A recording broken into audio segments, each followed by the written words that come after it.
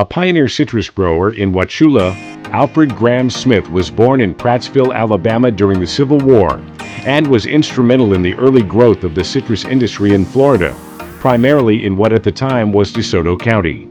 He was born on April 11, 1862, to Elizabeth Pleasant McKenneth Smith and Alfred Yarborough Smith. He went to school at the Academy in Prattsville before going on to Alabama's Polytechnical Institute, now Auburn University, and finally on to Business College in Atlanta, Georgia. After college, he moved to Micanopy, Florida, where he acquired a position with the Florida Southern Railroad, later the Atlantic Coastline Railroad, in 1886. Eventually moving to Wauchula, where he worked as the station manager and telegraph operator for 50 years. At that time, Wauchula was part of DeSoto County, and he acquired thousands of acres for as little as $1 per acre, including orange groves, and much of what became Downtown Wauchula. One of his larger tracts, thousands of acres, was later sold to George Sebring around Lake Jackson in 1911 and became the town of Sebring, Florida. He came with the railroad in the mid-1880s and set himself up a packing house right there at the depot, and he was the depot master. And he ended up working for the railroad his whole life, even while he was growing oranges and selling citrus and selling property. In 1888, Smith married a 20-year-old schoolteacher named Viola in Bartow, Florida, and together they had 6 children.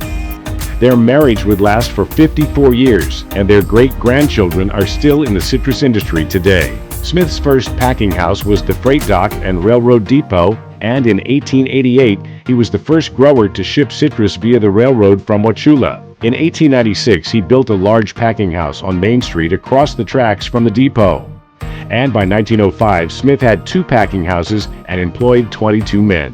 One of the founding fathers of Wauchula, he was elected alderman upon incorporation in 1902. In 1904, Smith was involved in the opening of a crate mill named the Wauchula Manufacturing and Timber Company. He established the Bank of Wauchula in 1907 for citrus growers, serving as president and then on the board of directors for over 20 years. He was also involved with the establishment of Wauchula's first Board of Trade or Chamber of Commerce in November of 1908 and served as their treasurer. Throughout this time, Smith retained his position with the railroad and continued to be a citrus grower. A lot of us opened up the means, the cash flows, the markets, building those markets, the railroad, and I think it's some of the exchanges that they created for citrus to bring better knowledge about the fruit and down here, and then just developing some of the groves. Some of the things I was told by some of the relatives that he always tried to find places to, I guess there wasn't really many soil charts, and what he used a lot was they had like finger bananas, and he saw a lot of those grown in certain areas, and he felt that was probably a good type of soil for the citrus. And so he used more of the plants as the kind of where to plant orange groves. He was kind of an entrepreneur. He liked to dabble in a lot of things and have partnerships.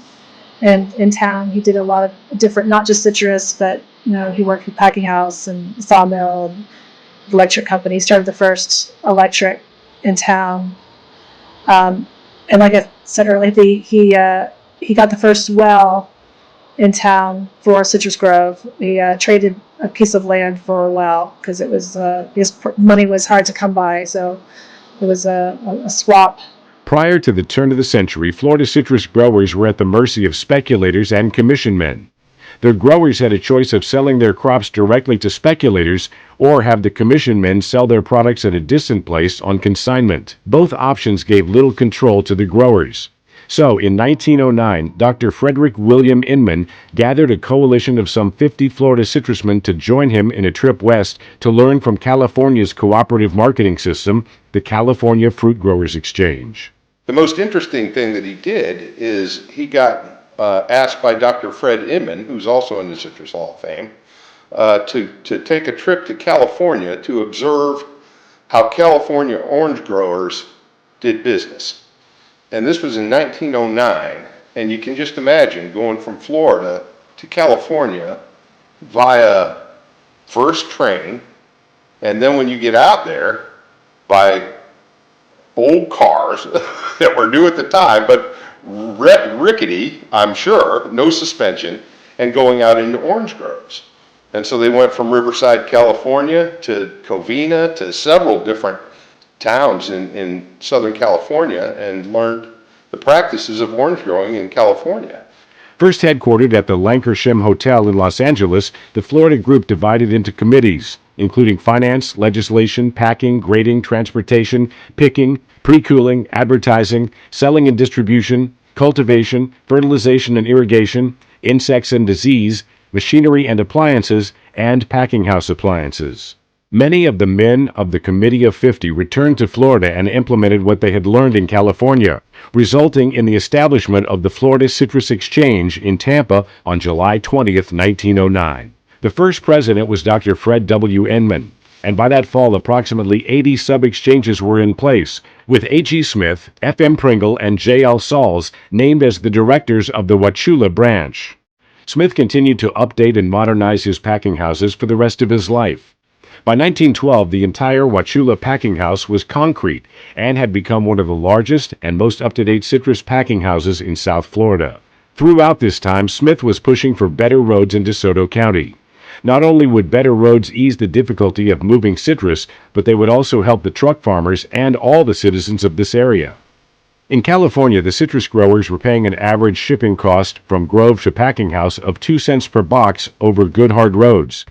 In Florida, the cost was 8 cents per box over mostly undeveloped roads.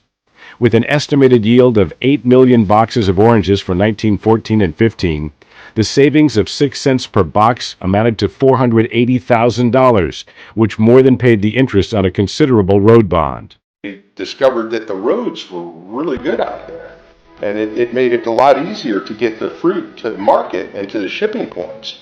And so A.G. Smith comes back to Florida and he starts, screaming for better roads. We've got to do something about our roads. And they cut their shipping costs and their picking costs in half and made much more money for the grower. Smith was also instrumental in dividing DeSoto County, chairing the committee for 15 years before Hardee, Highlands, Charlotte, Glades, and a smaller DeSoto County were finally formed by the Florida legislature. Smith made the trek to Tallahassee to be there in person when the announcement was made on April 23, 1921. He also, the county, when he moved there, didn't exist. And he was also involved with the making of Hardee County, which is where Wauchula is, from DeSoto County, and there's 5 separate counties there now. And he was part of that and went to Tallahassee and rallied for that and continued to rally for roads. And he had orange groves up until the day he died. Smith continued as a grower all his life, retiring in 1930. He remained active in his church, in his city government, and the citrus industry. By 1940, his son Scott Graham Smith was overseeing his father's citrus interest. Smith donated the land for the Wauchula Presbyterian Church and the land the Pioneer Village occupies today near Zolfo Springs, Florida. Smith died on February 12, 1942 at the age of 80 and is buried in the early section of the cemetery. However, his legacy and importance to the early years of Florida citrus industry remain undimmed. A true Florida citrus pioneer, Alfred Graham Smith was a grower, packer, shipper, financier, and promoter of Florida citrus. Therefore, tonight we are proud to induct and honor him as a member of the Florida Citrus Hall of Fame.